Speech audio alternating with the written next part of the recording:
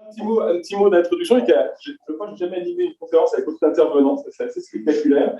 En 2016, on a lancé une collection avec Pearson dans Management en Action, consistant à faire 2 livres par an, coécrits entre des diplômés et des professeurs de la faculté de Neoma. On avait fait une première expérience sur la gouvernance en 2016, et puis c'est du succès, ça a pris. Et puis aujourd'hui, c'est un très bon rythme, ça marche bien. Même chez Pearson, c'est reconnu comme une des collections qui marche le mieux. Tout est possible. Et aujourd'hui, en une quinzaine de livres, c'est, je ne dis pas de bêtises, 150 diplômés, une quarantaine de professeurs de la faculté de Neoma, qui ont eu des externes, on invite aussi des gens de temps en temps, qui ont contribué à ces différents ouvrages. Donc ça fait quand même du beau monde. En 2019, en discutant avec les gens de Pearson, j'avais dit, mais alors, qu'est-ce que les gens pourraient aussi proposer, parce qu'on essaie de faire des choses en lien avec la faculté de Neoma, pour les grands domaines. Et il m'avait dit, mais de temps en temps, vous pouvez faire aussi des choses un peu sectorielles, parce que c'est très fonctionnel ce que vous faites, le marketing, la finance, la stratégie. Et il m'avait dit, il y a un sujet qui est intéressant, c'est la santé. Donc, on a fait le livre sur la santé, qui à ce jour est le plus vendu, avec celui sur le numérique, parce qu'il est sorti, évidemment, en beau milieu de la crise Covid. On a une grosse pub. Mais à cause du Covid, on a eu un petit souci, c'est qu'on n'avait pas pu faire en physique nos conférences dédicaces qu'on faisait à chaque fois. On l'a refait pour le dernier qui est sorti en novembre sur audit et performance. C'est la première fois qu'on faisait ça depuis 2 ans. Mais la promesse que j'avais faite aux auteurs, c'était de leur dire, le jour où on a le droit, on se refait une séance de rattrapage, on se fait une petite soirée dédicace avec un petit cocktail quand même pour les remercier. Alors, tous ne sont pas là parce que sur 3 livres, ça fait plus d'une trentaine d'auteurs. Et là, ils sont déjà nombreux. Donc voilà, il y a un tiers des auteurs des 3 livres qui sont ici. Les 3 livres en question dont on parle, donc ceux qui ont été sortis pendant la crise Covid, je crois que je le fais dans l'ordre chronologique, c'est les défis de la supply chain, avec Jean-Marie Michaud qui était le co-animateur. Il y a ensuite eu de l'école à la start-up, avec Sébastien Junot. Et enfin, santé et management, avec Arlette Petitjean. Donc voilà, ces 3 livres. Et après, on s'est dit, bon, alors, si on les trompe sur la table, sur la scène, ça va être compliqué. Comment on va faire, etc. Et là, pour rendre à César ce qui est à César, c'est Delphine qui a eu la bonne idée de dire, en fait, ces 3 domaines ont tous été impactés par le Covid. Donc, la santé, je pense que tout le monde l'a raffiné. La formation, l'entrepreneuriat aussi, et puis la logistique, c'est même encore plus un sujet d'actualité avec les derniers événements. Donc, plutôt que de revenir sur les livres, même si tous vous pourrez aller les prendre, ils sont offerts à la fin, et faire des dédicaces, vous aurez le droit de demander aux auteurs des dédicaces, faites-vous plaisir, c'est fait pour ça. C'était plutôt de se faire un petit tour de chacun des auteurs, un peu sur leur vision de ce que la crise du Covid a changé au cours des 2 dernières années, alors dans leur domaine, donc la santé, la logistique, l'entrepreneuriat, la formation, et de se dire, voilà, quelle est leur vision, et d'avis d'experts, experts praticiens qui sont dans les entreprises, consultants, entrepreneurs, d'experts en tant que chercheurs, et leur vision de, voilà, qu'est-ce qui a été l'impact dans leur domaine pour chacun d'eux. Alors, ce que je vous propose, qu'effectivement la configuration est un peu particulière, c'est de peut-être faire un premier tour, je fais de ça, de ranger, que chacun se présente, donc ça permettra de faire l'appel, de m'assurer que tout le monde est là. Et enfin, on va trouver un petit fil rouge où chacun va prendre 2-3 minutes pour donner un petit peu sa vision dans son domaine, selon les 3 thématiques qu'on a vues de l'impact du Covid. Allez, on va commencer par le bout. Marilyn, je vais te présenter. Voilà. Oui, j'ai bien vu. Tu sais, attends, c'est fait. C'est comme tu veux. Hein. Vas-y. Je commence. Juste te présenter. D'accord. Alors, rapidement, donc, je m'appelle Marilyn Thénault, je suis enseignant-chercheur à Neoma Business School dans le département économie-finance. Je suis membre également de la chaire bioéconomie développement durable et avant effectivement ce chapitre, je m'étais déjà intéressée à la santé au travers de la problématique des coopératives de santé en France et au Québec. Voilà. Top. Alors, je m'appelle Audrey Vénère, je travaille chez Doctolib et je suis diplômée Neoma CESEM 2019 et d'un master en 2020.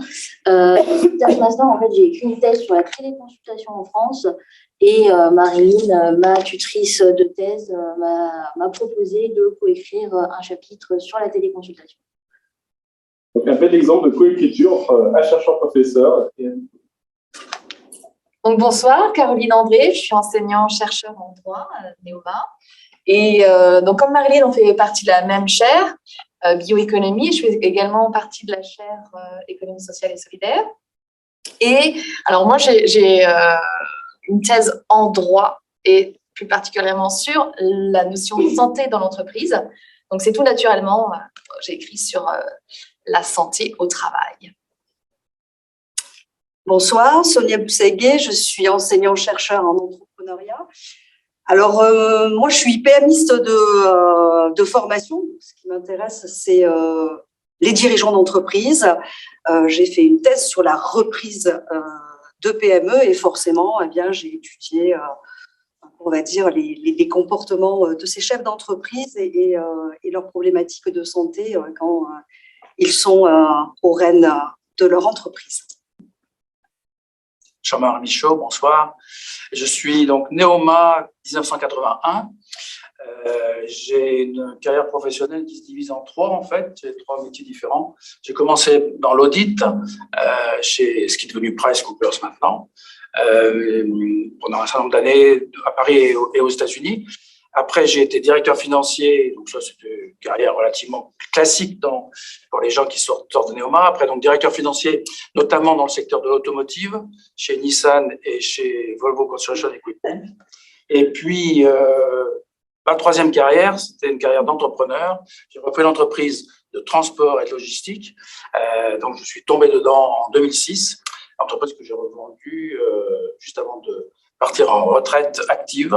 Et donc, Jean-Michel m'a demandé d'abord d'écrire un chapitre.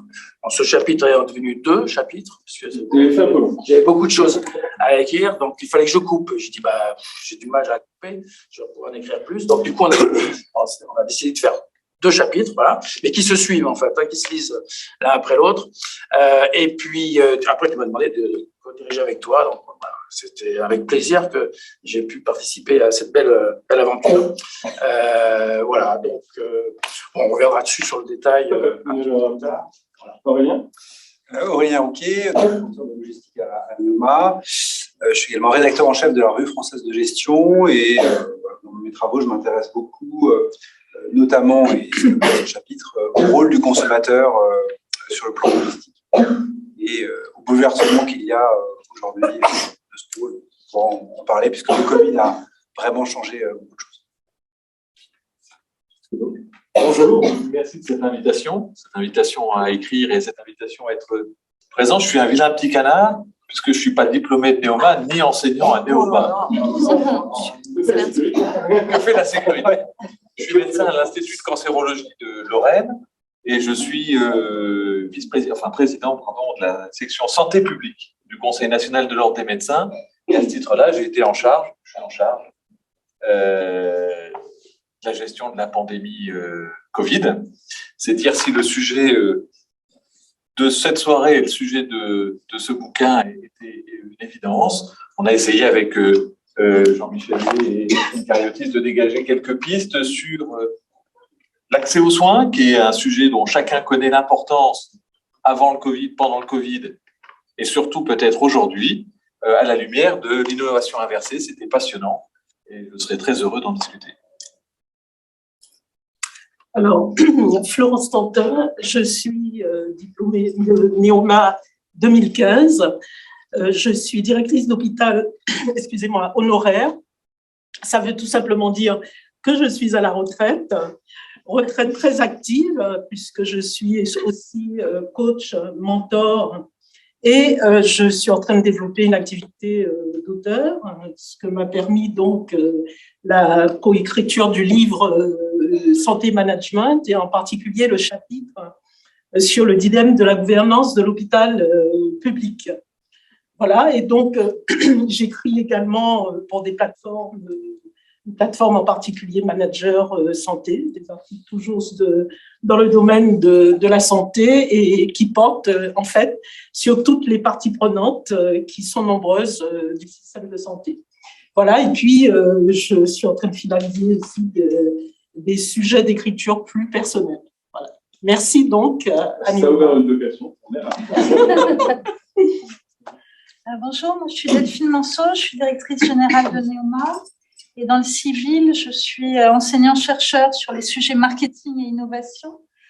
Donc, du coup, j'ai contribué au livre De l'école à la start-up, où je réfléchissais sur la question de savoir si l'enseignement supérieur et les écoles de commerce sont des acteurs innovants ou pas, et quelle est la place de l'innovation dans notre secteur éducatif. Bonjour, bonsoir. Moi, je suis Nathalie Rodari. Je suis fondatrice et inspiratrice du leadership humaniste, qui est à la fois un mouvement et qui est aussi un parcours de transformation de la conscience individuelle et collective, d'éveil de conscience et de transformation, et qui dans la vocation est de faire naître une nouvelle génération de leaders, hommes et femmes, dont le monde a vraiment besoin, et qui soient d'une autre envergure de conscience propre à faire naître des nouveaux mondes vraiment nouveaux. Et alors, je suis multi-entrepreneur, donc c'est pour ça que j'ai contribué à celui-ci. J'ai créé, ma sortie d'école, c'était 88, et j'ai créé 3 entreprises à la sortie d'école.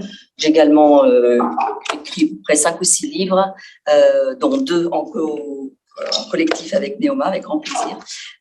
Voilà, et ça, c'est aussi, ça fait partie de l'entrepreneuriat, de d'écrire des livres aussi. Je suis aussi auteur, compositeur, interprète avec de la scène, et c'est aussi de l'entrepreneuriat, je trouve. Voilà. Les prochains livres, son ami sera sur l'art et le management. Oui, je ne vais peut-être pas m'immiscer dans tous les livres non plus. C'est intéressant, mais... Bonsoir, Olivier Guérin. Alors, moi, je suis médecin, mais j'ai inventé ma spécialité. Je suis spécialiste des maux de vente, c'est-à-dire que les dirigeants qui ont mal au ventre, qui n'arrivent pas assez à vendre, ils m'appellent pour que je soulage leurs maux grâce aux mots MOTS. Moi, les chiffres, ça n'a jamais été mon truc chez Neoma. Je suis diplômé 96 de Rouen et j'ai participé de l'école à la start-up pour que les entrepreneurs réussissent à faire décoller leur business et prennent les bons choix tout de suite. Parce que savoir vendre, c'est une compétence essentielle et d'autant plus dans la période dans laquelle nous vivons. Voilà. Sébastien Dunot, c'est pour ça qu'il m'a fait venir, c'était pour témoigner.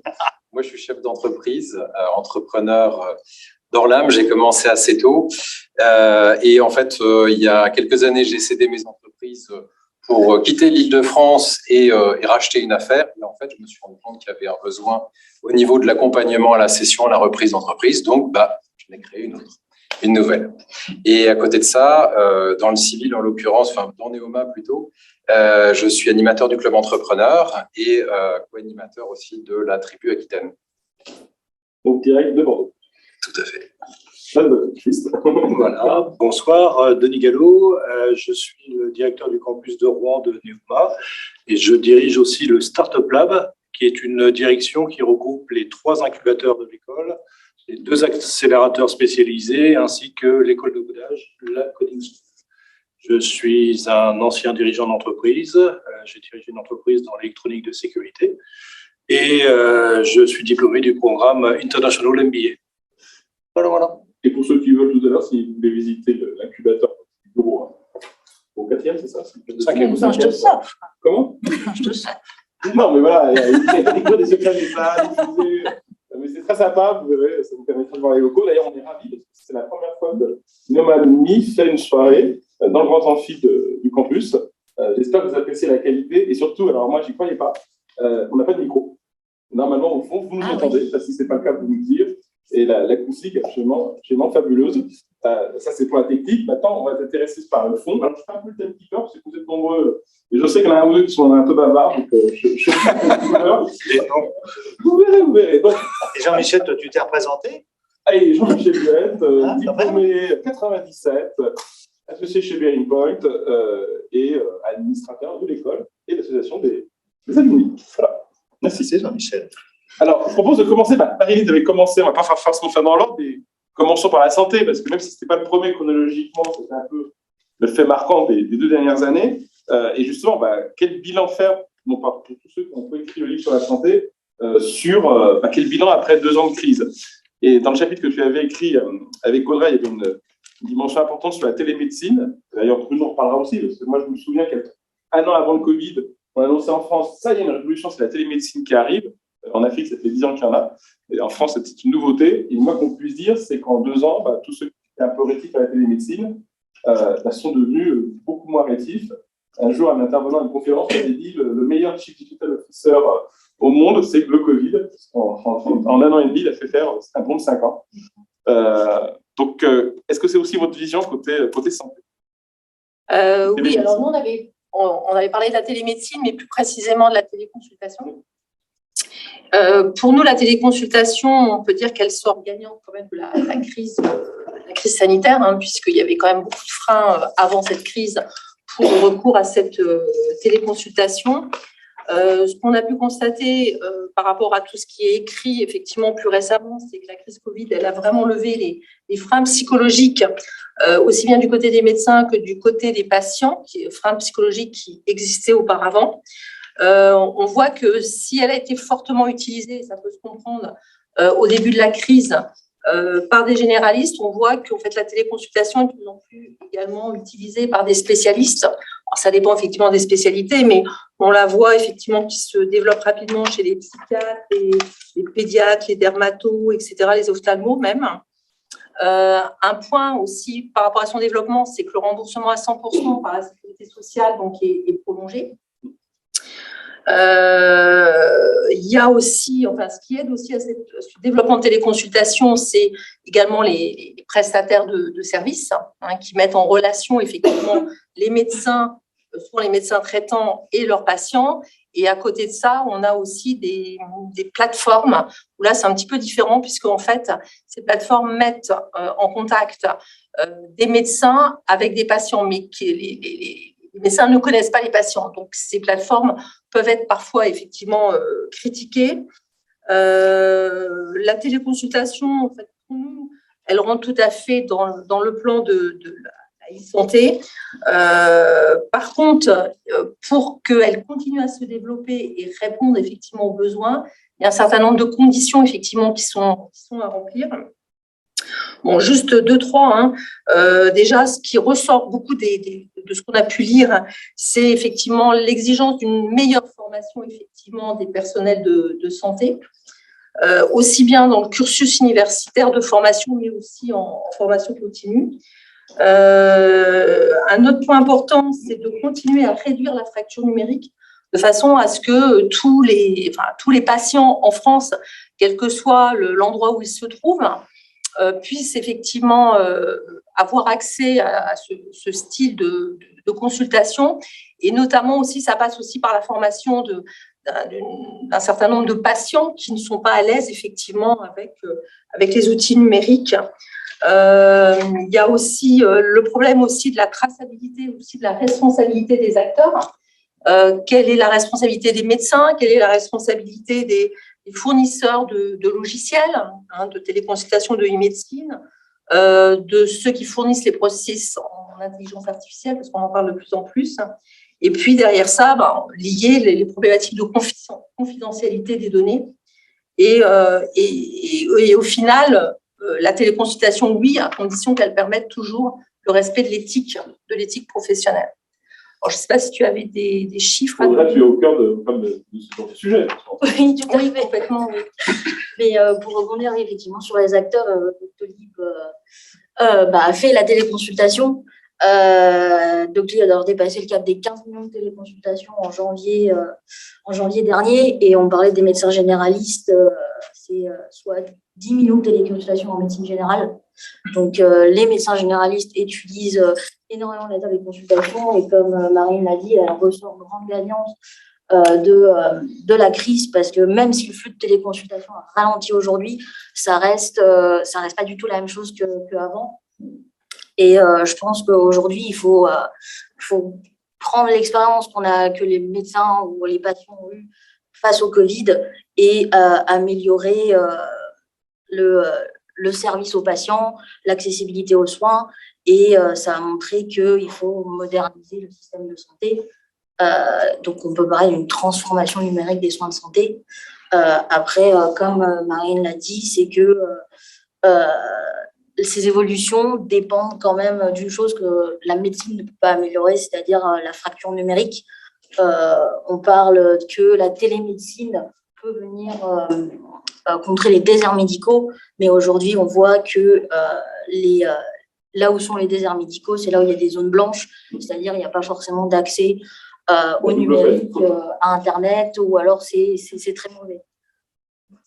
Après, on peut souligner aussi, puisqu'en fait, il y a des entrepreneurs le rôle qu'ont joué et un rôle très important qui reste à jouer par les startups de la e-médecine, en fait, pour fournir des outils qui vont faciliter effectivement le diagnostic à distance des médecins. Et puis, ça a bien changé les usages au cours des dernières années. Bruno, c'est aussi la vision d'un médecin, quand même. Merci. Vous êtes un peu au cœur du système.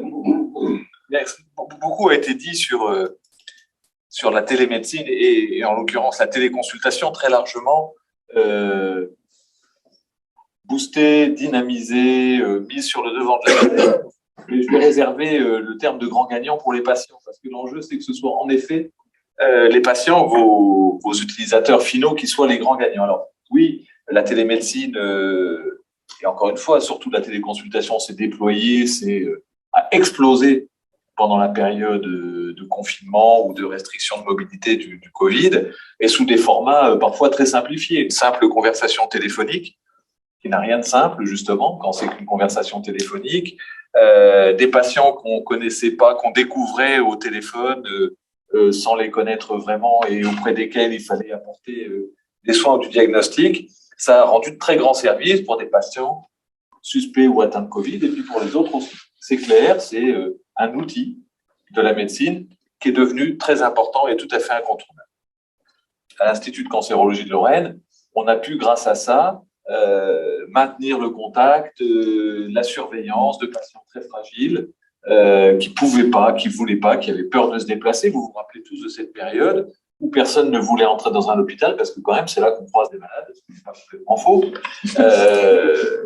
Donc oui, ça nous a beaucoup aidé, même à maintenir des traitements, ça a été essentiel. Mais au-delà de cette crise, la question, c'est de savoir si c'est la télémédecine, la télésanté qui est la grande gagnante et qui doit l'être, ou si, en effet, ce sont les patients et dans quelles conditions ce sont les patients qui vont être les grands gagnants. Et le cadre dans lequel on va pouvoir faire en sorte que ce soit eux les grands gagnants, ce cadre, on a à le co-construire, à le construire ici avec la façon très riche dont vous croisez les regards, mais aussi sur la base de textes ou d'avis qui sont bien antérieurs à la crise Covid. Et si j'ai encore une minute, en 2014, déclaration du Conseil européen des ordres médicaux, la pratique de la télémédecine ne doit pas contribuer à une déshumanisation de la relation avec le patient. Je ne dis pas qu'elle le fait. Simplement, ce sont des vraies vigilances qu'il faut que nous ayons tous collectivement. Le respect des principes déontologiques qui encadrent les actes de télémédecine est une condition nécessaire. Autrement dit, avec d'autres termes, la télémédecine, c'est de la médecine. Et la responsabilité, la diligence, le soin, l'empathie, le souci ultime de l'intérêt du patient doivent demeurer dans la télémédecine comme dans la médecine. Janvier 2022, c'est un peu plus frais, sous la présidence française de la Communauté européenne, de l'Union européenne, 16 principes viennent encadrer la télémédecine et la télésanté. 1. Le numérique en santé complète et optimise les pratiques de santé effectuées en présentiel, ne se substitue pas à elle. Vous l'avez dit d'ailleurs, ça ne peut pas être une solution à l'absence d'offre médicale. Par contre, ça vient l'enrichir, ça vient la consolider, ça vient l'accompagner. Et le deuxième principe de l'Europe, c'est que les personnes sont informées des bénéfices et des limites de la télémédecine et de la télésanté. Le consentement nécessaire, indispensable, passe par l'information et cette information, il faut qu'on la consolide. Et en février 2022, je plaide pro domo, le Conseil national de l'ordre étoffe son rapport, ne le prenez pas pour une pique sur le mésusage de la télémédecine, parce que l'usage vertueux, il existe, le mésusage, comme dans tous les autres outils, existe aussi. Il faut garder un principe de territorialité, c'est-à-dire que sauf exception, sauf difficulté d'accès aux soins, vous devez vous adresser à vos médecins qui connaissent le parcours de santé que vous pouvez avoir dans votre territoire et non pas à quelqu'un à l'autre bout de la France ou de l'Europe qui ne sait pas du tout comment il va joindre votre médecin traitant et qui d'ailleurs ne s'y intéresse pas. Il faut connaître préalablement le patient, là encore, sauf exception, parce que la relation que vous avez tous avec votre médecin traitant, elle doit être préservée par ces outils. Il faut bien mesurer les limites d'un exercice exclusif de la télémédecine, parce qu'il y a des choses qu'on peut faire à travers un écran, il y en a beaucoup qu'on peut faire, et même les psychiatres y parviennent, mais on ne peut pas tout faire. Et puis, bien sûr, mais vous l'avez dit, la sécurité de l'hébergement et la confidentialité des données. Donc, il y a un cadre à construire. Là, on vient de traverser une période où l'usage a explosé. Ça ne peut pas remplacer l'usage pérenne, l'usage habituel. Et donc, il faut qu'on construise le cadre, mais je crois que c'est notre souci partagé qui doit encadrer tout cela. Merci beaucoup. Merci Bruno. Vous avez évoqué un petit peu les hôpitaux. Différence en 2 ans, est-ce qu'on n'applique pas les hôpitaux, mais on a applaudi les personnels soignants, mais est-ce que 2 ans après, ça a changé? Finalement, c'est toujours la même chose. Alors, les changements. Nous, là. On est juste filmé.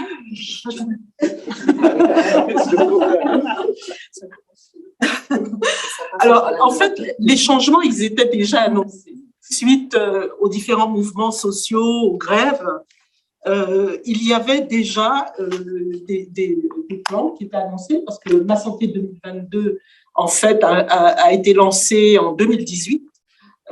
Vous avez aussi le plan d'accès aux soins.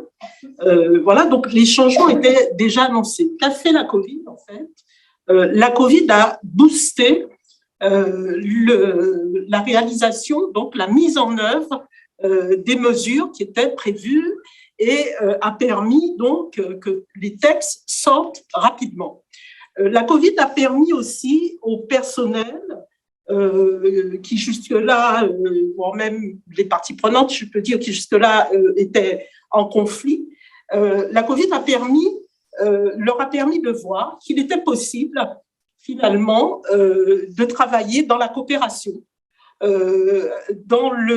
avec innovation, dans l'agilité. C'est tout ça qu'ils ont pu démontrer, parce que moi, j'en profite pour saluer devant vous, ils ne sont pas là, mais très franchement, c'est extraordinaire le travail qui a été accompli par les professionnels de santé d'une manière générale, les hospitaliers qui étaient en première ligne, bien sûr, mais pas seulement, les professionnels de santé sur le territoire, plus les collectivités, etc. Donc, ça s'est accéléré. De ce fait, moi, ce que je voudrais, pour te rassurer quand même sur la longueur de mon exposé, je vais évoquer 3 points qui me paraissent fondamentaux. Le premier point, ce sont les transformations qui touchent aux ressources humaines. Le deuxième point, c'est le patient. Et le troisième point, c'est l'inscription de l'hôpital dans son territoire. 1 minute par point.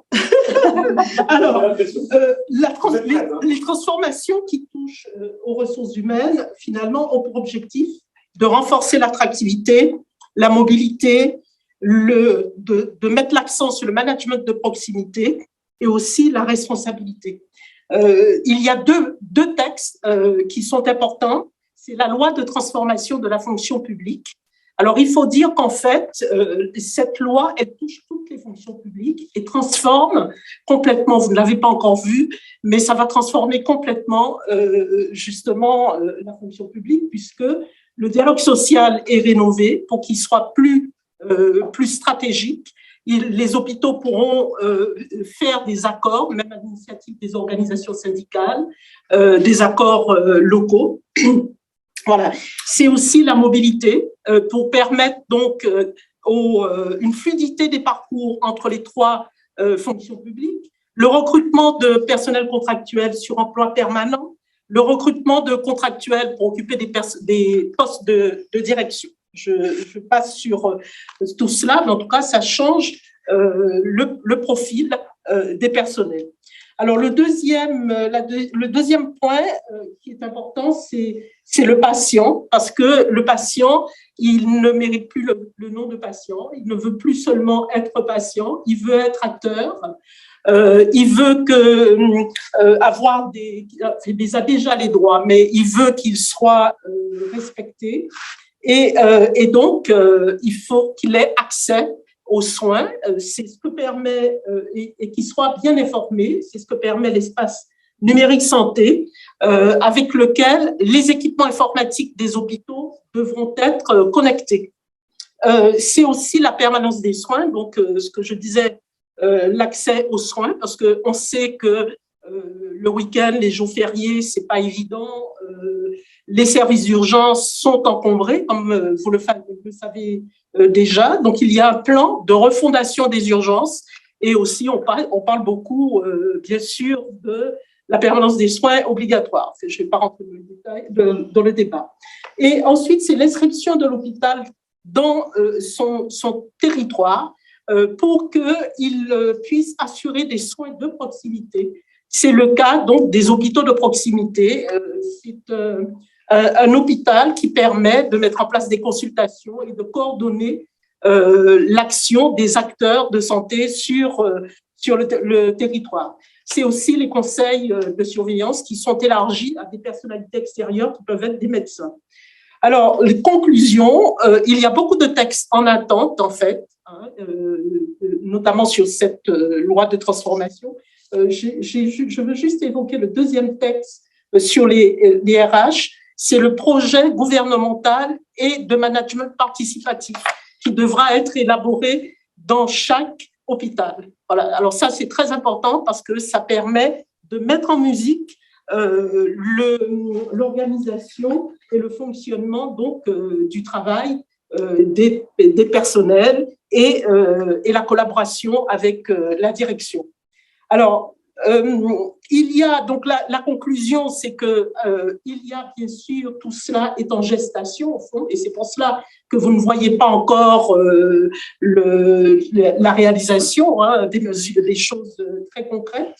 Même si le télétravail, par exemple, le texte il est paru beaucoup plus vite qu'on s'y attendait. Ce sont les tensions hôpital et ville qui demeurent. Vous avez entendu dans l'actualité donc les médecins, la FHF qui a parlé de la permanence des soins obligatoires et les médecins de ville qui protestent. Des tensions entre métiers, puisqu'on n'a pas pu mettre en place les métiers avec pratiques avancées, qui donnaient plus de responsabilités aux infirmiers, notamment.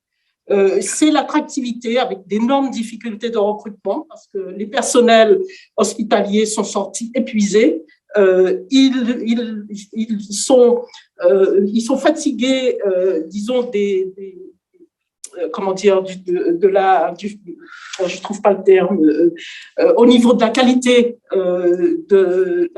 du temps de travail, la qualité, la santé au travail, voilà. Et puis, donc, il n'y a plus, c'est pas qu'il n'y a pas d'argent, il y a 15 000 postes qui ont été annoncés par le gouvernement, et pour autant, on les trouve pas, les infirmiers, les aides-soignants, parce que ils vont faire de l'intérim, parce que c'est beaucoup plus rémunérateur, et puis ils vont faire occuper des fonctions libérales. Donc, il s'agit maintenant, en fait, de redonner du sens au métier hospitalier pour permettre de recruter, d'avoir des personnels qui sont bien dans leur travail et des patients qui sont bien soignés. Merci Florence. Comme c'est pour les hôpitaux, j'étais généreux. Les autres, je serais plus vigilant. Mais alors, attention. Dans le livre, on avait toute une partie où on parlait aussi de la santé, mais dans les entreprises.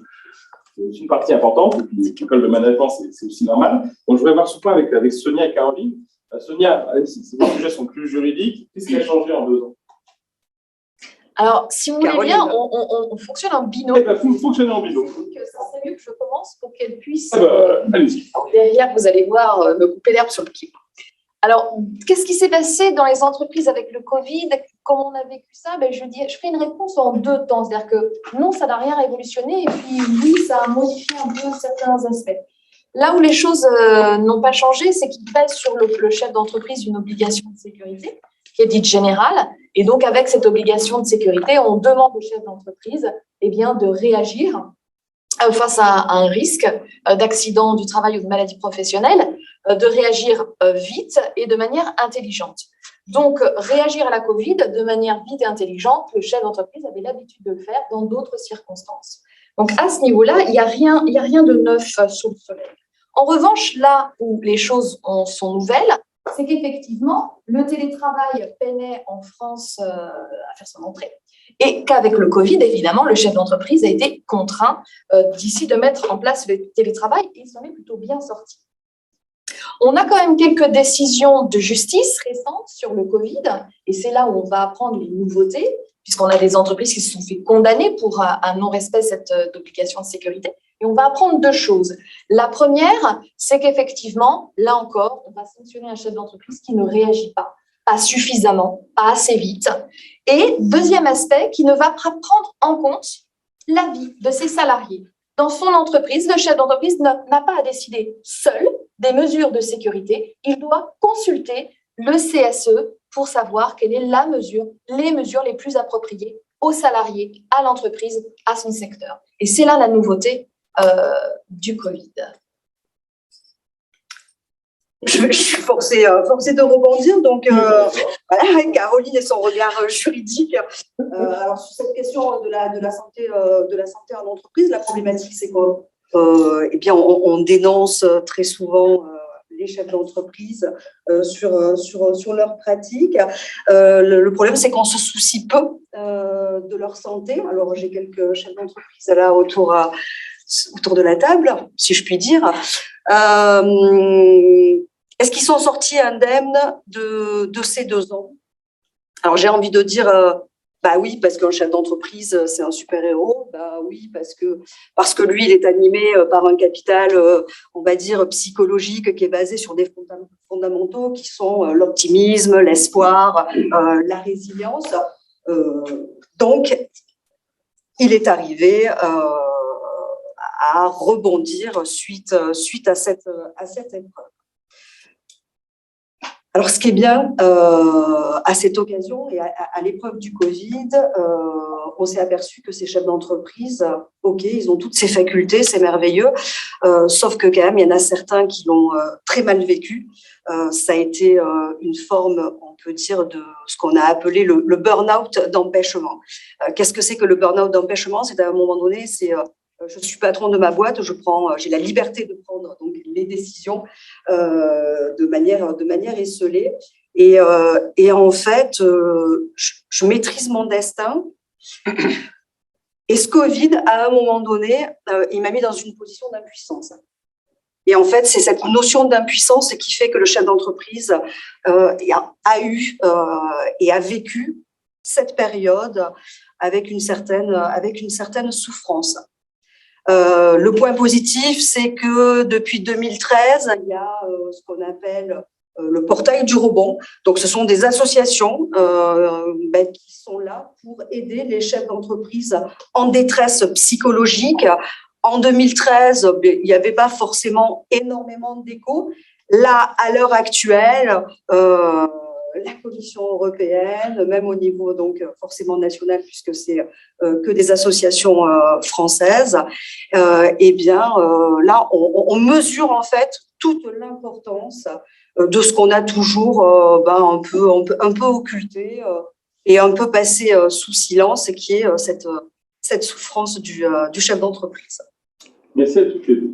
C'est super intéressant parce qu'on parle souvent des salariés, vraiment du chef d'entreprise. On parle tout le temps des salariés et rarement du chef d'entreprise. Et là, oui, j'avais interrogé alors Joseph Pugeot, qui est le PDG d'Axon Câble. Et voilà, et qu'est-ce qu'il me dit? Alors, cette phrase, voilà, plus rapidement.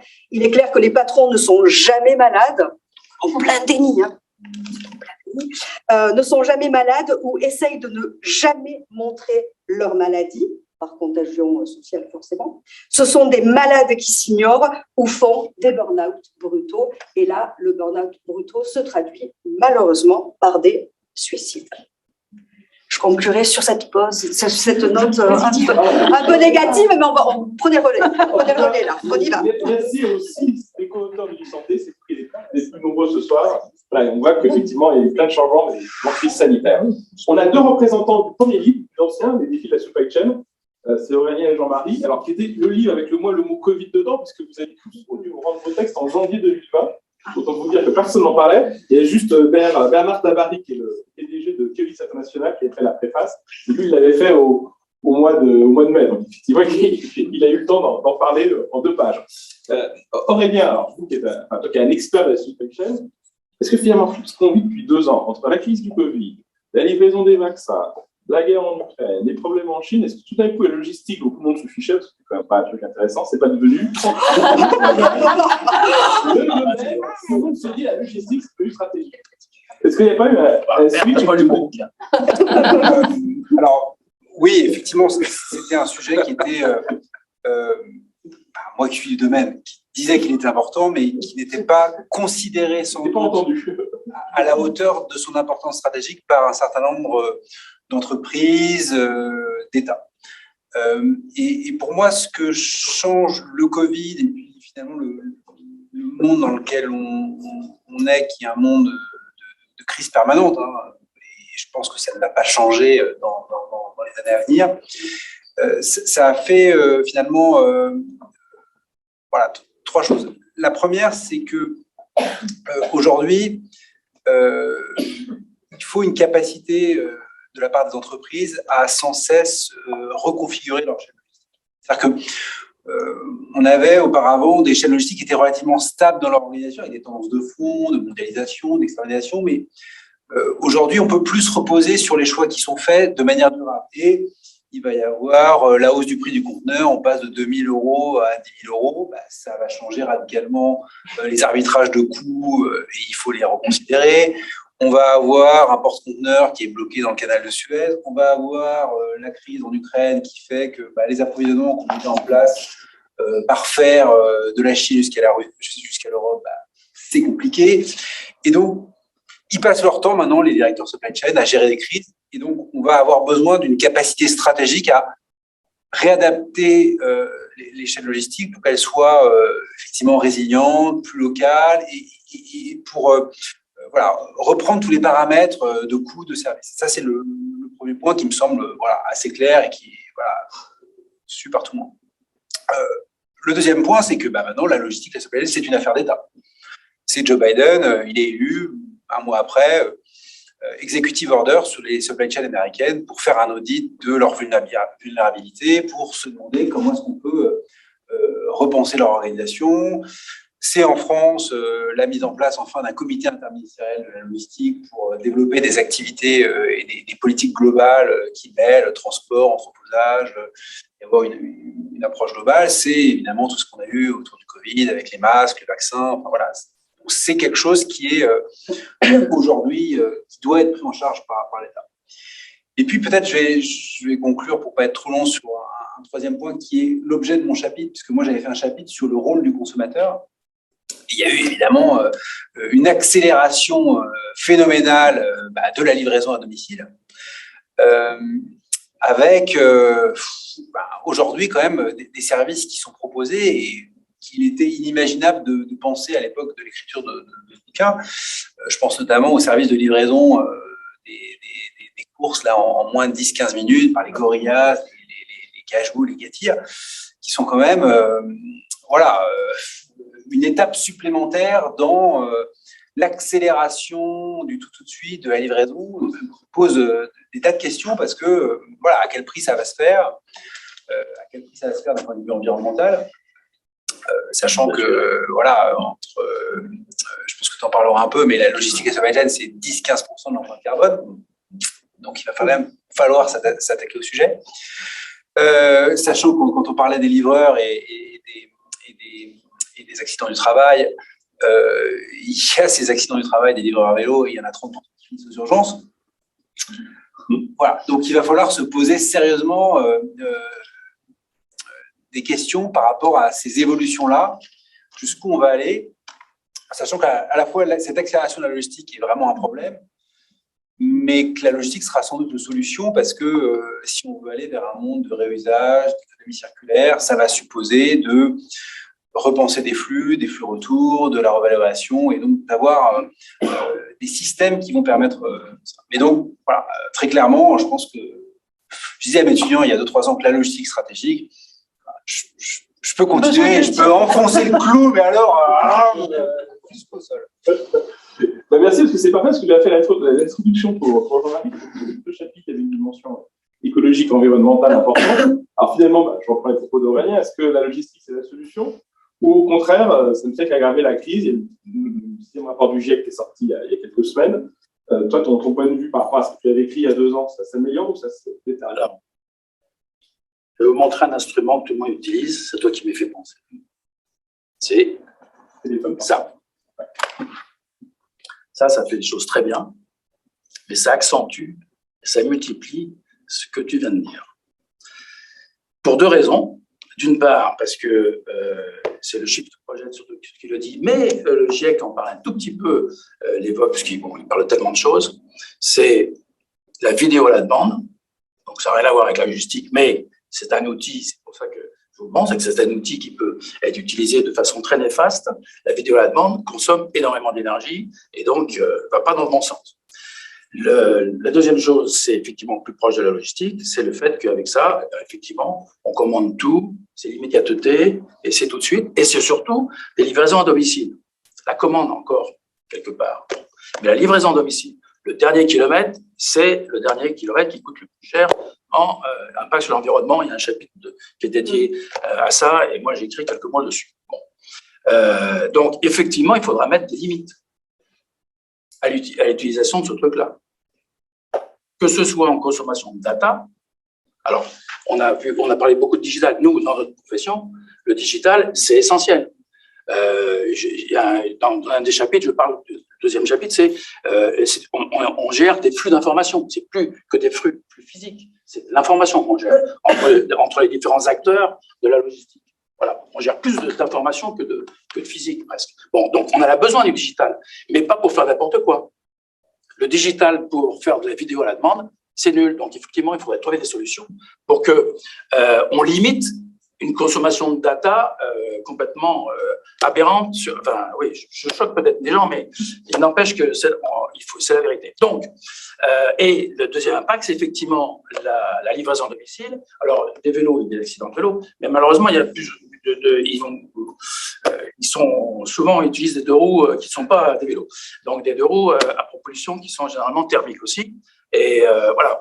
Et ça fait à peu près une bonne dizaine d'années qu'avec notre syndicat professionnel, on dit que c'est les temps modernes. Si vous reprenez Chaplin, effectivement, les temps modernes, c'est-à-dire que enfin, il y a eu un arrêt de la Cour de cassation qui dit que qui condamne Deliveroo, pour pas le nommer, et qui dit que ce sont des salariés. Ben oui, ils ont tous les critères d'un salarié. Je m'adresse aux juristes. Hein, les 3 critères du salariat sont notamment celui de dépendance et de rémunération, c'est évident, sont retenus. Je ne sais pas pourquoi la Cour de cassation a mis 10 ans pour intervenir là-dessus. Donc, ce sont des salariés. Mais ils sont payés comme s'ils étaient indépendants, puisque c'est le statut. Donc, quelque part, pourquoi je dis temps moderne, c'est que comme ils sont payés à la course, plus ils en font, plus ils vont vite, plus ils gagnent de l'argent. Donc, on les envoie au casse-pipe.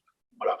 Nous, on avait des salariés dans notre entreprise et c'était comme ça, et les possibles marchaient très bien. Oui, ma question était la logistique. C'est la solution. Mais en 1 minute, c'est la solution. Pas pour créer. Oui, non, mais quand on a des déviances comme ça, effectivement, ça crée un problème. Mais par contre, il y a des solutions extraordinaires qui sont créées. Parce que ce que souligne le GIEC, c'est le fait que aujourd'hui, les enjeux n'ont pas beaucoup changé. C'est le temps qui se raccourcit. C'est-à-dire que tout va beaucoup plus vite et les catastrophes arrivent beaucoup plus tôt que le GIEC lui-même les estimait. Donc, comme tout va plus vite, effectivement, les mesures doivent être prises de façon plus rapide. On voit des actions, on l'a vu en termes tu parlais de maritime, par exemple, c'est flagrant dans le maritime. Bon, le principal problème du maritime, il n'est jamais évoqué, ou rarement évoqué, c'est qu'il y a quand même 1/3 de conteneurs qui sont vides. C'est normal, parce qu'il y a un déséquilibre des relations économiques entre l'Asie et nous. Bon. Ça peut commencer, et c'est là où à la fois le Covid et le GIEC peuvent avoir un impact, ça peut commencer à se résorber, cet écart, par exemple, juste si on parle de celui-là, c'est qu'effectivement, on parle de réindustrialisation, de relocalisation, ça commence à arriver. La réindustrialisation, en France notamment, 2021 est l'année record, la réindustrialisation et relocalisation. Est-ce que ça va se poursuivre ? C'est une tendance qui date d'il y a 10 ans. Si vous vous souvenez, tout le monde connaît Rossignol. Rossignol a commencé à relocaliser sa production de ski dans les Alpes il y a une dizaine d'années, 2011 exactement. Donc, ils ont réalisé qu'il fallait le faire. Et c'est pour des raisons de logistique à cette époque-là. Et tous ces phénomènes-là vont être, je pense, accélérés. Bon, maintenant, il y a effectivement des effets néfastes d'autres aspects qui font effectivement, et ça c'est essentiellement le Covid, qui fait que les gens ils veulent consommer tout de suite chez eux et se faire livrer les repas, parce qu'on parle de la partie logistique matérielle, commande sur, mais aussi de plus en plus, l'aspect qui augmente le plus, c'est l'aspect… Citoyen est aussi consommateur. Oui, tout à fait. Donc, l'aspect consommateur est important, notamment parce que c'est lui qui va changer les choses. Là, il le change en mal sur ce côté-là, mais il peut le changer en bien, il a déjà changé en bien. Et si tu me permettras plus tard, ou maintenant, je ne sais pas, je voudrais parler d'un instrument qui est important, 30 secondes. dont on parle dans le livre, qui est un chiffre, parce qu'il faut que les gens ils soient conscients de ce qu'ils consomment et que ça coûte beaucoup d'énergie. Donc, c'est ce que j'ai appelé l'EVA, l'énergie value added ou l'énergie valeur ajoutée. C'est-à-dire qu'en fait, un produit ou un processus, et ça se fait déjà pour la consommation, justement, le chiffre projet l'a fait pour les consommations dans vos commandes sur téléphone, on évalue la consommation d'énergie qu'il est possible, qui est consommée donc à chaque stade de production d'un produit. Donc, un producteur produit, il dit, voilà, ce produit-là, il a consommé tant d'énergie, un peu comme le TVA qui se va ajouter. Et donc, le prochain producteur, voilà, calcule sa consommation et indique combien, juste à arriver à un chiffre final au consommateur final, mais ça peut aussi intervenir pour les décisions des managers dans la logistique ou les intermédiaires entre, parce qu'ils vont avoir un chiffre qui indique que, voilà, pour produire ça, il faut consommer tant d'énergie. Le consommateur, lui, il est sensible à ça. On le voit avec le Nutri-Store, on le voit avec tout ça, et je pense qu'on pourra le voir avec un chiffre qui indique, voilà, tant d'énergie, alors qu'elle soit propre ou pas propre, pour l'instant, c'est pas l'important. L'important, c'est de savoir combien on consomme d'énergie en produisant un produit. La sobriété énergétique, c'est le rapport du GIEC. Ouais, c'est la vraie suite. Voilà. Merci beaucoup à tous les deux. Donc, c'était le premier livre depuis dans sa sortie. Et puis, entre les deux, le troisième, après la supply chain, avant la santé, les 5 auteurs présents ici parmi la quinzaine de co-auteurs. Donc, de l'école à la start-up, où on regarde à la fois les aspects formation, les aspects entrepreneuriat. Alors, on commence par Delphine.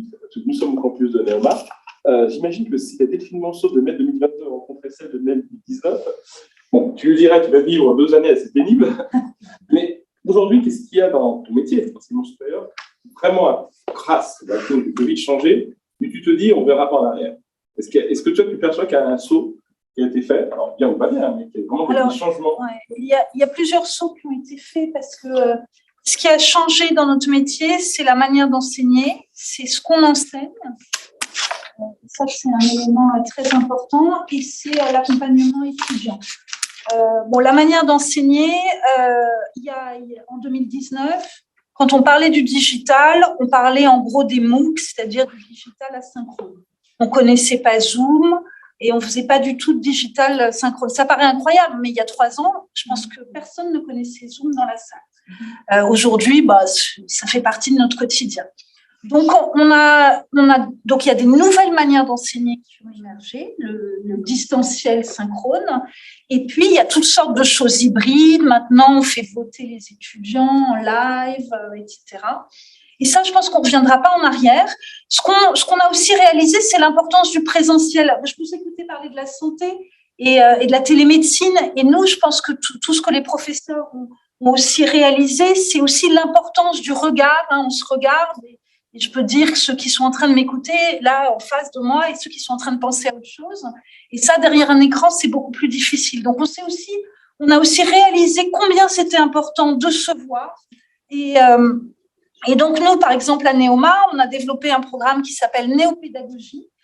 Les cours en septembre prochain ne se passeront plus comme ils se passaient ni il y a 1 an, ni il y a 4 ans, puisque dans chaque cours, dans un cours de 10 séances, il y aura forcément une séance en distanciel synchrone et forcément une séance en distanciel asynchrone, et il y aura forcément une grande majorité de présentiel. Pourquoi ? Parce que les manières de travailler dans les entreprises ont changé. Aujourd'hui, toutes les entreprises font des réunions à distance. Donc, nous, il faut qu'on enseigne à nos étudiants comment gérer une réunion à distance, comment faire du management à distance. Donc, ça passe aussi par des modalités pédagogiques différentes. On sait aussi que les métiers que nos étudiants occuperont dans 20 ans, pour beaucoup, n'existent pas encore. Donc, ils vont devoir apprendre tout au long de leur vie professionnelle. Et donc, ça suppose aussi de développer leur autonomie d'apprentissage. Et ça se fait aussi par le distanciel asynchrone. Donc, tout ça pour vous dire qu'on a changé nos manières d'enseigner. On a changé aussi ce qu'on enseigne, parce que nous, on enseigne le management, on enseigne la supply chain, donc tout ce que Aurélien raconte plus, je pense, la même chose dans ses cours qu'il y a 3 ans. Et puis on a aussi développé de nouvelles activités qui sont de l'accompagnement étudiant. Il y a 4 ans, il y avait l'équipe du registrar était venue me voir et m'avait dit, on a une super idée, il faut créer un service wellness à Neoma. Je leur avais dit, écoutez, vous êtes gentils, mais nos étudiants, ils vont bien, ils ont leur vie associative, ils ont leur vie sportive. Ils m'avaient dit, non, c'est vraiment important. Alors, comme ils m'avaient convaincue, et donc on avait créé un service qui s'appelle Wellness, qui aujourd'hui compte plus de 8 salariés, plus des médecins associés. Enfin, je rebondis, j'essaie de faire le lien entre les termes. Donc, on a des psychologues, on a des psychiatres, on a des médecins, on a des infirmières. Et puis, on a aussi des choses beaucoup moins médicalisées, de l'accompagnement à la gestion du temps, de l'accompagnement à la gestion du stress. On a des étudiants qui sont stressés parce qu'ils partent en Corée dans 2 mois, ils se demandent comment ils vont vivre là-bas. On en a qui sont stressés par la simple prise de parole en public. Donc finalement, on a développé toute une palette et ça, c'était complètement nouveau. Aujourd'hui, c'est devenu un service clé de l'école et clairement, je pense que ça restera. En tout cas, moi, comme je pense qu'il y a beaucoup de diplômés dans la salle, je voudrais vous dire, parce que souvent sur l'éducation, et c'était un peu la thèse de mon chapitre, on a l'impression que le monde éducatif n'évolue pas. On a une image de mammouth, pour reprendre des mots employés par certains ministres par le passé. On a une image figée. On se dit, dans une salle de classe, il y a un prof, un tableau, des élèves assis. Donc, ça ne change pas. Et puis, en plus, on se souvient de sa jeunesse. On a toujours une petite nostalgie sur ces années d'école. Donc, on se dit que ça n'a pas bougé depuis cette époque formidable où on était jeunes. Donc, je voudrais vous dire, non, c'est pas vrai. Ça a beaucoup changé. On est un secteur qui innove énormément. Neoma a été la 2e école au monde à créer un campus virtuel. On a des cas en réalité virtuelle avec les casques. Nous, on a fait le métaverse, avant le métaverse, enfin avant Meta en tout cas.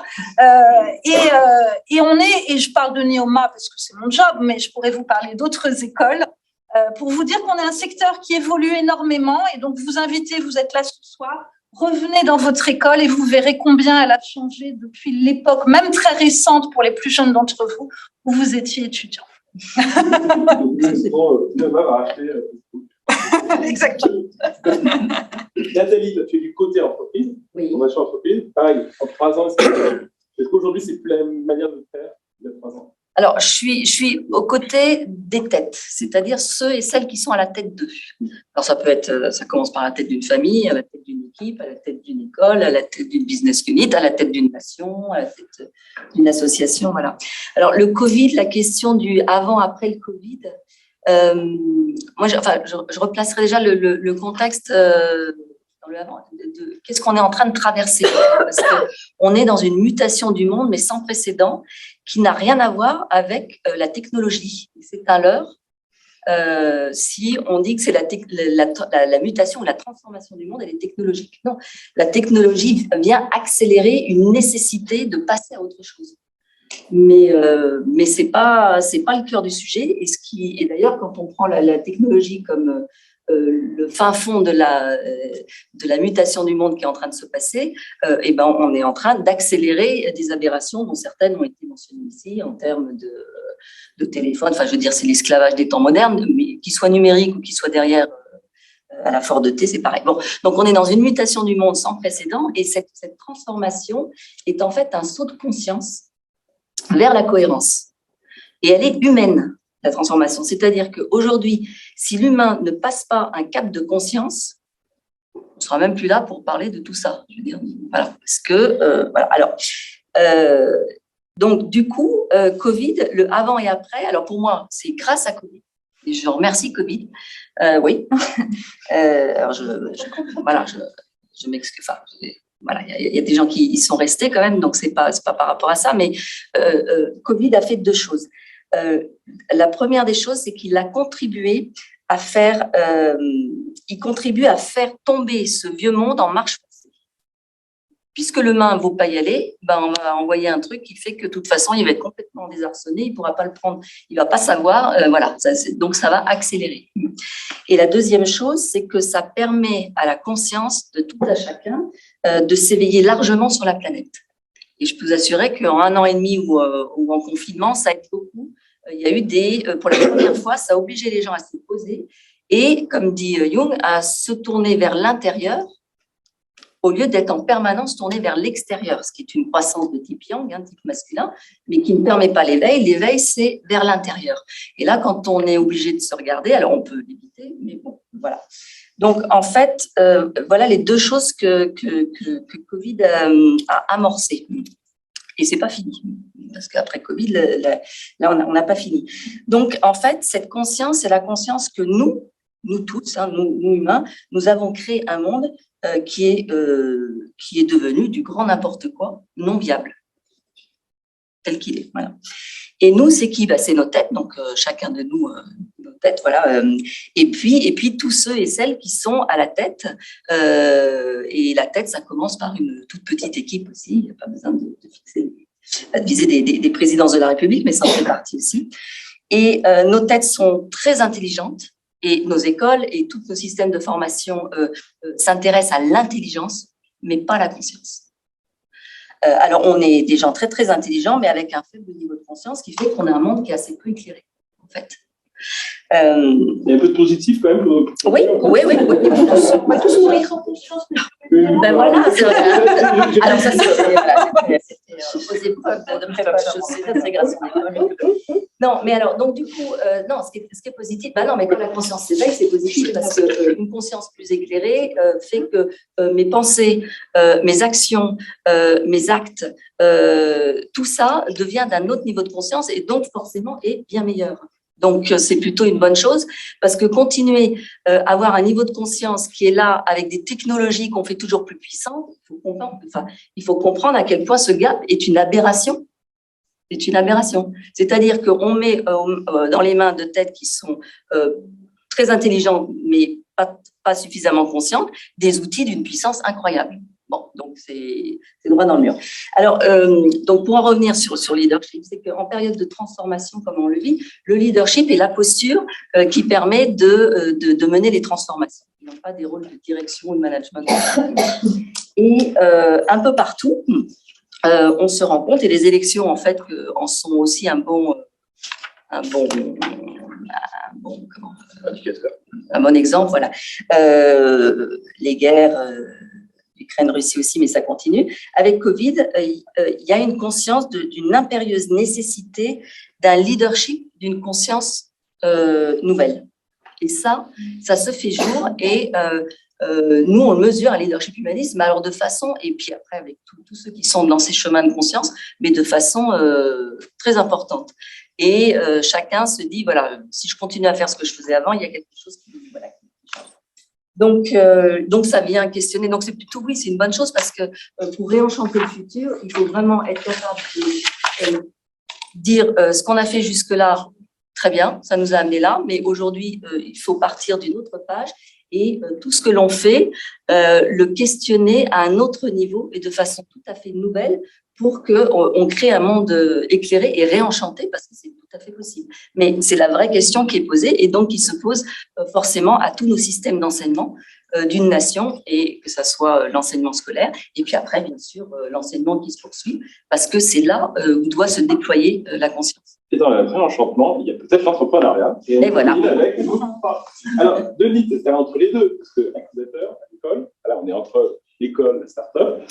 Toi, est-ce que tu vois des changements aussi depuis cette crise, ces 2 années passées, que ce soit à la fois dans la manière d'incuber, peut-être même la nature des jeunes étudiants ou diplômés que vous incubez à l'école? Alors oui, il y a eu un énorme changement. Effectivement, le 17 mars, je ne sais pas si vous vous rappelez, le 17 mars 2020, le confinement, les 3 campus se ferment, les incubateurs sont fermés aussi. Et donc, on se retrouve du jour au lendemain avec des jeunes qui sont tout seuls chez eux. Et on fait exactement ce qu'on a fait aussi pour les cours. En moins d'1 semaine, on a basculé tout en distanciel. Donc, on a organisé des séances de coaching, de mentoring, des ateliers, tous en distanciel. Vous pouvez faire du mentoring avec l'île de Ré, par exemple. C'était assez sympathique. Et on a découvert des choses intéressantes et c'est la raison pour laquelle on a continué certaines activités. Par exemple, on organisait des ateliers avec des experts et plusieurs de nos startups. en présentiel, dès qu'on les a passés en distanciel, on a eu 3 fois plus de monde. Parce que les jeunes venaient beaucoup plus sur les activités distantes. Donc, ce qu'on a fait, c'est qu'on les a continuées. Et il y a d'autres activités comme ça qu'on a aussi continuées en distanciel. Le coaching et le mentoring se font aussi partiellement en distanciel maintenant. Il y a quand même des activités qui sont plus compliquées à organiser comme ça pendant un confinement et à la suite des allers-retours de confinement et de déconfinement, notamment toutes les sessions de ce qu'on appelle Expert in Residence, qui consiste à faire rencontrer un expert avec une start-up. C'est vrai qu'à distance, c'est beaucoup plus compliqué, c'est quand même plus simple en face à face. Celles-là, on les a gardées. Il y a une dernière chose que je voulais dire sur l'activité d'accompagnement. On pourrait se dire, on reste entièrement en distanciel et à quoi bon avoir des incubateurs physiques? Il y a quand même un intérêt à avoir un incubateur physique et c'est la raison pour laquelle on essaye de faire revenir les incubés progressivement dans les incubateurs. C'est qu'ils s'accompagnent entre eux en peer-to-peer. L'accompagnement n'est pas fait uniquement entre les professionnels et les jeunes incubés, mais aussi entre eux incubés. Il y a plein de problèmes qui peuvent être résolus directement entre candidats chefs d'entreprise parce que chacun a déjà eu une solution au problème de son voisin. Donc ça aussi, c'est la raison pour laquelle on essaye de redévelopper l'animation des incubateurs pour que ça soit plus sympathique pour les jeunes et pour surtout qu'ils puissent apprendre plus facilement. Voilà. Et en ce qui concerne les startups, clairement, il y a eu une évolution des business models parce que du jour au lendemain, alors pour les services, pas vraiment, parce que les services pouvaient encore se faire, mais c'est vrai que quand vous fabriquez des produits, du jour au lendemain, on vous dit vous ne pouvez plus fabriquer, vous êtes bien obligé de le faire évoluer. Voilà, et surtout, vous n'avez pas encore la trésorerie pour supporter X mois d'inactivité. Donc, vous êtes bien obligé de rebondir, d'où l'intérêt de leur enseigner les méthodes agiles et d'être capable d'évoluer sur les business models. Et dans les domaines des startups, École Incube, il y a eu des changements de domaine, de secteur? Il y a plus de santé, plus de logistique, j'en sais rien. Ou finalement, non, pas vraiment. Les secteurs. Non, dans les secteurs d'activité, ça n'a pas vraiment évolué. Non, c'était avant. Il y en a moins maintenant, c'est ça? Moi, je fais un régime, donc. Tu ne pousses plus les startups sur la photo. Voilà, exactement. Maintenant, on les sélectionne plus. Voilà à quoi ça donne. Olivier, ça a changé le dimension commerciale, ton chef sur la partie commerciale des entrepreneurs.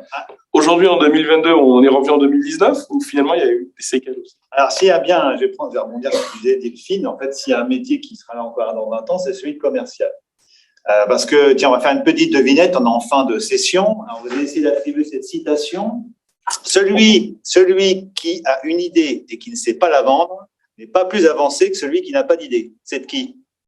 Il y a une coupette de champagne à gagner juste après, hein, pour information. C'est toi. Non, c'est pas de moi. Non, c'est pas de moi. C'est pas de moi. Non. Bon, t'auras ta coupette quand même. Allez, il est américain.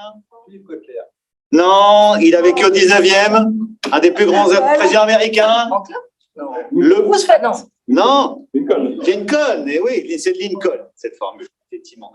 Donc, dans 20 ans, ce métier sera encore là. Et s'il y a quelque chose qui a été vraiment, qui est prégnant et que je vois chez mes clients, c'est que effectivement la vidéo est devenue incontournable. Hein. Chez mes clients, entre 20 et 80% des rendez-vous se font à distance. Et bien, dans un monde comme celui-là, savoir vendre, savoir écouter, savoir questionner de façon qualitative, savoir faire des silences sera encore plus important qu'avant.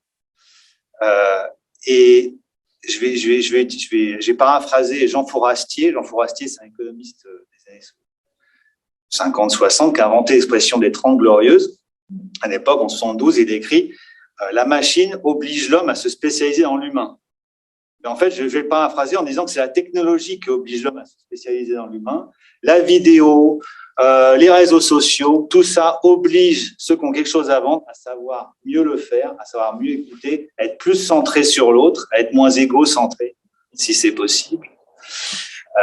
Et à travailler en plus, d'autant plus leurs compétences non pas chiffrées, hein, parce que je sais que à l'école, en école, on fait beaucoup de chiffres, hein, n'est-ce pas, Isabelle? Je vois les financiers dans la salle. Enfin bon, bref, aussi. Hein, mais moi, j'aime bien les mots, et je vais vous laisser sur ce proverbe indien navarro. Choisis bien les mots que tu utilises, car ils construisent le monde qui t'entoure. Choisis bien les mots que tu utilises, car ils construisent le monde qui t'entoure. Et dans la vente, c'est particulièrement important. Merci. C'était Camus, je crois qu'il disait mal nommer les choses, c'est rajouter du malheur au monde. Eh bien, écoute, je vais la garder aussi, celle-là. Ou Malraux. Enfin, un petit côté littéraire, Sébastien, pour conclure, pour terminer, alors toi, tu travailles beaucoup dans tout ce qui est reprise d'entreprise, session d'entreprise. Alors déjà, est-ce qu'il y a un phénomène d'accélération? On voit plus aujourd'hui qu'il y a 1 an, 2 ans, 3 ans. Ça, c'est un peu la vision du marché. C'est aussi intéressant à savoir. Je pense que tu peux être un bon indicateur. Et dans ce domaine-là, est-ce qu'il y a eu des changements liés aux différentes crises qu'on a vécues depuis 2 ans? Alors déjà, pour répondre à ta première question, je suis désolé, je n'aurai pas autant de citations littéraires. C'est moins mon domaine, mais au niveau de l'activité, finalement, on va revenir un peu sur le sujet du chef d'entreprise et l'aspect clairement psychologique. Dans la session d'entreprise, vous avez effectivement un certain nombre de profils de chefs d'entreprise qui ont vécu et survécu grâce aux qualités dont parlait Sonia tout à l'heure, la crise, mais chez beaucoup de dirigeants qui décident de céder ou pas, il y a une empreinte à vie, ça c'est clair et net. Et au niveau donc des cédants d'entreprise, globalement, en mettant de côté le fait que ceux qui ont été en difficulté, pour le coup, sont plutôt accompagnés par des mandataires judiciaires, les cédants qui aujourd'hui viennent nous voir, très sincèrement, on a tout type. Dans tous les cas, il y a ceux qui avaient déjà prévu d'ici 2, 3, 4 ans de céder leur affaire. Vous avez ceux qui ont été directement impactés par la crise et qui ont dit « bon, allez, c'est bon, stop, c'est fini, j'arrête ». Maintenant, c'est pas de manière significative. Si je dois donner un ordre d'idée et qui est uniquement à notre niveau, ça doit représenter à peine 10% des cédants. Par contre, dans 90% des cas, ça les a aidés dans leur décision de se dire « bon, voilà, je vais partir à la retraite, allez, je vais commencer à préparer ma session dès maintenant ». Ou j'avais déjà dans l'idée de passer à autre chose, d'aller sur un nouveau projet personnel ou professionnel, je passe le pas. Il y a eu un petit quelque chose, mais finalement, je pense que c'est assez représentatif de l'environnement entrepreneurial global, peut-être pour conclure là-dessus et l'impact de ce qu'on a vécu. D'un point de vue entrepreneurial, alors l'entrepreneuriat, il y a bien sûr la partie chef d'entreprise qui continue à entreprendre au quotidien et la partie création entrepreneuriale. Sur la partie chef d'entreprise, on a vu différents types de réactions. Des chefs d'entreprise qui faisaient juste le dos rond. On est assez bon en France pour faire ça, puis on fait le dos rond, puis ça va passer. Et ça, finalement, on s'est rendu compte que, vu que ça durait, beaucoup d'entre eux sont passés sur la phase d'après. Alors, le terme n'est pas forcément exact, mais sur un principe de résilience, c'est de se dire, OK, j'accepte, et encore une fois, je rebondis sur ce que disait Sonia, le fait qu'avant, j'avais, entre guillemets, un pouvoir de décision assez large et je m'adaptais à un environnement que je connaissais. Là, pour le coup, cet environnement m'est imposé et m'impacte directement, m'empêche de faire ce que je veux ou ce que je sais faire. Et par exemple, ça s'est vu sur... notion de résilience, on va dire peut-être indirecte, c'est que beaucoup de chefs d'entreprise en France, par rapport au télétravail, n'étaient pas vraiment ouverts ou avaient certaines craintes. Là, finalement, ça leur a permis de se dire, de toute façon, je n'ai pas trop le choix, il faut que j'y aille. Et finalement, ils se sont rendus compte que c'était pas plus mal. Et ça, vous le retrouvez, le télétravail, c'est un exemple, mais sur bien des sujets. Et enfin, vous avez, pour moi, ce qui est justement le plus sympa dans l'entrepreneuriat en tant que tel, vous avez ceux qui ont décidé d'embrasser, entre guillemets, ce nouveau contexte, de se remettre en question, d'aller au-delà de la simple résilience et de se dire, OK, et je crois qu'on avait fait une webconférence au début du confinement. Les premières. Exactement. Et c'était de se dire, OK, on a 2 options. Soit je fais avec, soit je trouve comment évoluer, soit à travers mon business model, soit à travers ma manière de faire les choses, à travers... et ça peut être... C'est son côté stoïque, temporel. De faire avec. Oui, c'est ça. Excuse-moi. Pardon, ce que je disais, oui. Tu vas Non, mais de faire avec. Tu vois 2 coupes de Oui, champagne. 2 coupes, mais de faire avec. Donc, je ne sais plus ce que je disais. Bref. Si, de faire avec. Il y a beaucoup de personnes qui ont réagi d'un point de vue activité, qui ont opéré un changement d'entreprise. Il y a aussi tous ceux qui se sont rendus compte que l'aspect psychologique pour leurs salariés était important. Pour eux-mêmes, était tout aussi important. Donc il y a, pour moi, le plus intéressant, le plus positif dans tout ça, c'est que, comme on dit souvent, quand il y a une crise, ça fait émerger des problèmes. Et une des natures même de l'entrepreneuriat, c'est de tâcher de trouver des solutions. Et donc, il y a beaucoup de chefs d'entreprise qui ont œuvré à trouver des solutions et à nous faire avancer de manière générale. Pour conclure sur la deuxième partie de l'entrepreneuriat, qui est la création d'entreprises en tant que telle, alors, il y a des startups et puis il y a des entreprises normales qui se créent. En tant qu'animateur du club entrepreneur, pendant le confinement et après, j'ai eu l'occasion de discuter avec beaucoup d'anciens qui se posaient des questions. Fondamentalement, en fait, certes, il y a eu pour beaucoup le petit déclic de se dire la remise en question que beaucoup ont eu. Il y en a qui sont partis en province, il y en a qui ont décidé de quitter leur job et de faire autre chose. Et il y a ceux qui se sont posés la question de l'entrepreneuriat. J'ai pas l'impression que ça ait généré une quantité de nouvelles entreprises. Par contre, certains se sont posé la question beaucoup plus en amont dans leur vie personnelle et professionnelle. Et en tout cas, pour ceux qui en ont véritablement l'envie, ça viendra peut-être un petit peu plus vite. Merci Sébastien. Comme il est 20h40, moi je propose de passer à une phase plus debout et plus interaction. D'abord, je voudrais remercier les 13 intervenants qui ont accepté de jouer ce rôle.